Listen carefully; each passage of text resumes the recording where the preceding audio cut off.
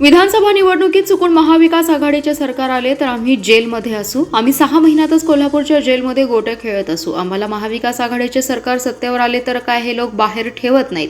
मला तर पहिल्या 100 दिवसातच आत टाकतील म्हणून मी बॅग पण भरून ठेवली आहे. पण मी पुन्हा भाजपला निवडून आणण्याचा निर्धार करून बाहेर पडलोय असे आमदार नितेश राणे यांनी म्हटले. तसेच लाडकी बहीण योजनेवरून विरोधकांना मिरच्या लागल्यात, कारण लाडकी बहीण योजना सुरू केल्यामुळे लाडक्या भावाचं सरकार पुन्हा आणायचे असे महिला म्हणतायत. त्यामुळे आता माझा आदित्य, रश्मी ठाकरे, सुप्रिया सुळे कशी मुख्यमंत्री होणार याची चिंता महाविकास आघाडीच्या नेत्यांना सतावतीये, असा टोलाही नितेश राणे यांनी लगावलाय.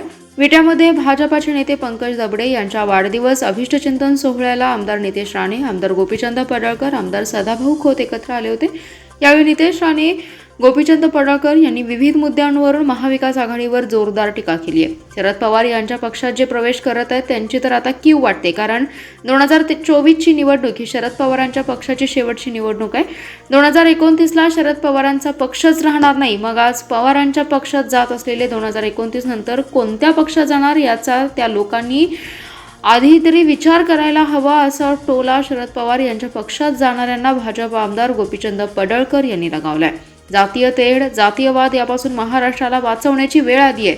कोलांट्या उड्या घेण्यामध्ये सुवर्णपदक द्यायची तर जर वेळ आली तर यासाठी जगात एकमेव नाव शरद पवारांचं आहे, कारण पवारांनी इतक्या कोलांट्या उड्या त्यांच्या राजकारणामध्ये आतापर्यंत घेतल्या आहेत, असंही पडळकर म्हणाले. सांगलीतील विविध परिसरातून गेल्या काही महिन्यांपासून मोटारसायकल चोरणाऱ्या सराईत दुचाकी चोरट्याच्या मुसक्या आवळण्यात पोलिसांना यश आले. या चोरट्याकडून पोलिसांनी एकूण 4,80,000च्या 9 दुचाकी जप्त केल्या आहेत. सांगली शहर पोलीस ठाण्याच्या गुन्हे प्रकटीकरण शाखेने आकाशवाणी केंद्राच्या पाठीमागे ही गुन्हा केला. या प्रकरणी सराईत चोरटा रणजित श्रीरंग लोखंडे याला अटक केली आहे. संशयित लोखंडे हा सराईत चोरटा असून त्याच्यावर दुचाकी चोरीच्या संशयितावर तब्बल 31 गुन्हे दाखल असल्याची माहिती पोलीस अधीक्षक संदीप घुगे यांनी दिली आहे. सांगली शहर पोलीस ठाण्याच्या गुन्हे प्रकटीकरण शाखेचे कर्मचारी संतोष गळवे शहरात पेट्रोलिंग करत असताना त्यांना माहिती मिळाली की कोल्हापूर रोडवरील आकाशवाणी केंद्राच्या पाठीमागे संशयित लोखंडे हा चोरीची दुचाकी विक्री करण्यासाठी आलाय. त्यावेळी तातडीने पथकाने त्या ठिकाणी सापळा रचून संशयित लोखंडे यास ताब्यात घेतलं. त्याच्याकडे कसून चौकशी केली असता त्यांनी सदरची मोटारसायकल ही बस स्थानकासमोरील एका मोबाईल दुकानासमोरून चोरल्याचं सांगितलं. यावेळी सदरची दुचाकी जप्त करून त्याला अटक करण्यात आली आहे. यावेळी रिमांड कस्टडीत त्याच्याकडे कसून चौकशी केली असता त्याने सांगली आणि मिरजेतून आणखी 8 दुचाकी चोरल्याचंही सांगितलं. यावेळी पोलिसांनी चोरलेल्या 4,80,000च्या 9 दुचाकी जप्त केल्या. दरम्यान स्थानिक गुन्हे अन्वेषण आणि मिरज पोलीस ठाण्यात संशयितावर दुचाकी चोरीचे गुन्हे असून यापूर्वी पोलिसांनी त्याच्याकडून 31 गुन्हे उघडकीस आणले. चिंतामण नगर रेल्वे उड्डाणपुलाचं काम गेल्या 14 महिन्यांपासून सुरू आहे, तरी देखील काम पूर्ण झालं नाही. ठेकेदाराला सतत मुदतवाढ देण्यात आली. आता 10 सप्टेंबरला एकेरी वाहतूक सुरू करण्याची ग्वाही दिली आहे. या वेळेत एकेरी वाहतूक सुरू न झाल्यास सांगली रेल्वे प्रशासनाचं काम बंद पाडू असा इशारा चाबूक फोड आंदोलनावेळी दिलाय. चिंतामण नगर रेल्वे उड्डाणपुलाचं काम रखडलंय. तारीख पे तारीख सुरू असल्याने शुक्रवारी हिंदू एकता आंदोलनाचे प्रदेशाध्यक्ष माजी आमदार नितीन शिंदे, भाजपाचे पृथ्वीराज पवार, व्यापारी एकता असोसिएशनचे समीर शहा, प्रदीप बोथरा, मनोहर सारडा, निलेश हिंगमेरे, राजू आवटी आदींनी सांगली रेल्वे स्टेशनसमोर चाबूक फोड आंदोलन करत रेल्वे अधिकाऱ्यांना जाब विचारलाय. रेल्वे उड्डाणपुलाचं काम गेल्या 14 महिन्यांपासून सुरू आहे. अद्याप काम पूर्ण झालं नाही. उड्डाणपुलाच्या डाव्या आणि उजव्या बाजूच्या व्यापाऱ्यांचं आणि जनतेचं अतोनात नुकसान झालंय. या नुकसानीला जबाबदार कोण? रेल्वे प्रशासन याला नुकसान भरपाई देणार आहे का? आता दिलेली 30 सप्टेंबर पर्यंतच्या मुदतीत हा उड्डाणपूल होणार आहे का, असा सवाल चाबूकफोड आंदोलनाच्या माध्यमातून करण्यात आलाय. यावेळी रेल्वे प्रशासनाने आंदोलकांशी चर्चा केली. 10 सप्टेंबरपर्यंत रेल्वे उड्डाणपुलावरून एकेरी वाहतूक सुरू करण्यात येईल आणि 30 सप्टेंबरपर्यंत पुलाचं काम पूर्ण होईल अशी लेखी ग्वाही आंदोलकांना दिली. आंदोलकांनी चिंतामण नगर येथील रखडलेल्या रेल्वे उड्डाणपुलावरून 10 सप्टेंबरपर्यंत एकेरी वाहतूक सुरू केली नाही तर रेल्वे प्रशासनाचे कामकाज बंद पाडू असा इशाराही यावेळी देण्यात आला. आगामी विधानसभा निवडणुकीच्या पार्श्वभूमीवर जिल्ह्यातील 8 विधानसभा मतदारसंघातील अंतिम मतदार यादी प्रसिद्ध करण्यात आली. लोकसभेनंतर विधानसभेसाठी 1 लाखांनी मतदार वाढलेत. जिल्ह्यात 8 मतदारसंघात 25,02,954 मतदारांचा समावेश आहे. त्यामध्ये 12,69,157 पुरुष तर 12,03,487 स्त्री मतदार असल्याची माहिती प्रभारी जिल्हाधिकारी स्वाती देशमुख यांनी दिली आहे. सांगली विधानसभा मतदारसंघात सर्वाधिक 3,51,631 तर सर्वात कमी इस्लामपूर विधानसभा मतदारसंघात 2,06,70,573 मतदार आहेत. प्रभारी जिल्हाधिकारी देशमुख म्हणाल्या, विधानसभा निवडणुकीसाठी जिल्हा निवडणूक विभागाने प्रारूप मतदार यादी प्रसिद्ध केली होती. त्यानंतर हरकतीनंतर अंतिम मतदार यादी जाहीर करण्यात आली. दिनांक 30 ऑगस्ट 2024 रोजी सांगली जिल्ह्यातील सर्व मतदारसंघामध्ये व सर्व पदनिर्देशित ठिकाणी प्रसिद्ध करण्यात आले. अंतिम मतदार यादीत 1000 पुरुषांमागे 972 महिला असं प्रमाण आहे. मतदार यादी अद्ययावत करण्यासाठी निवडणूक आयोगाकडून सतत प्रयत्न करण्यात आले. त्यामुळे जिल्ह्यातील मतदार संख्येत वाढ झाली आहे. 8 विधानसभेसाठी 25,02,954 मतदार संख्या झाली असून त्यामध्ये 12,69,157 पुरुष तर 12,03,487 स्त्री मतदारांचा समावेश आहे.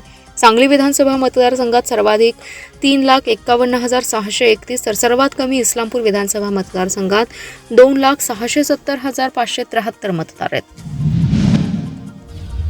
देशभरात जातनिहाय जनगणना करावी आणि आरक्षणावरील 50% मर्यादा उठवण्यासाठी राज्य सरकारने केंद्र शासनाकडे पाठपुरावा करावा यांसह 9 मागण्यांसाठी आयटक बांधकाम कामगार संघटनेच्या नेतृत्वाखाली जिल्ह्यातील बांधकाम कामगारांनी जिल्हाधिकारी कार्यालयासमोर निदर्शने केली आहेत. शासनाने मागण्यांकडे दुर्लक्ष केल्यास राज्यभर आम्ही आंदोलन करू असा इशाराही आंदोलकांनी दिलाय. आयटकचे अध्यक्ष रमेश सहस्त्रबुद्धे, विजय बचाटे, इब्राहिम पेंढारी, सतीश लोखंडे, भारतीय कम्युनिस्ट पक्षाचे सचिव नंदकुमार हत्तीकर, वैभव पवार, गौतम कांबळे, वर्षा गडचे, संजय देसाई आदींच्या नेतृत्वाखाली हे आंदोलन करण्यात आले. जिल्हाधिकाऱ्यांना दिलेल्या निवेदनात म्हटलंय की सरकारी सेवेतील रिक्त जागा ताबडतोब भराव्यात, अतिक्रमित गायरान धारकांना जमिनी मिळाव्यात, बांधकाम कामगारांना घरे देण्यासाठी सुरू करण्यात आलेल्या अटल बांधकाम कामगार आवास योजनेची सर्व जिल्ह्यात काटेकोरपणे अंमलबजावणी झाली पाहिजे. शहरी आणि ग्रामीण भागामध्ये बांधकाम कामगारांना किमान 5 लाख रुपये समान अनुदान वाटप झालं पाहिजे. बांधकाम कामगारांना घरे बांधण्यासाठी शहरी आणि ग्रामीण भागात मोफत उपलब्ध करून द्यावी. महिलांवर अत्याचार करणाऱ्यांना कडक शासन करावं आणि गुन्हे करणाऱ्यांना संरक्षण देणाऱ्या प्रशासनावर आणि राजकीय कार्यकर्त्यांवर त्वरित गुन्हे दाखल करून कठोर कारवाई झाली पाहिजे अशी मागणीही त्यांनी यावेळी केली आहे. तासगाव तालुक्यातील सावर्डे, कुमठे, तुर्ची, लोढे या 4 गावातील द्राक्ष शेतकऱ्यांचा द्राक्षमाल घेऊन द्राक्षमालाचे पैसे न दिल्याने तब्बल 7,40,000 रुपयांची फसवणूक झाल्याची फिर्याद सावर्डे येथील अमोल शिवाजी माने यांनी तासगाव पोलिसात दिले. या प्रकरणी केरळ येथील महम्मद कुर्शीद, बिहारमधील महम्मद शब्बीर आणि सांगलीतील सचिन शंकर गायकवाड या तिघांविरुद्ध तासगाव पोलिसात गुन्हा दाखल झालाय. अमोल माने यांची सावर्डे येथे शेतजमीन आहे. सन 2024च्या द्राक्ष पीकमधील 2,438 द्राक्ष पेट्या, त्याची एकूण किंमत 3 लाख रुपये.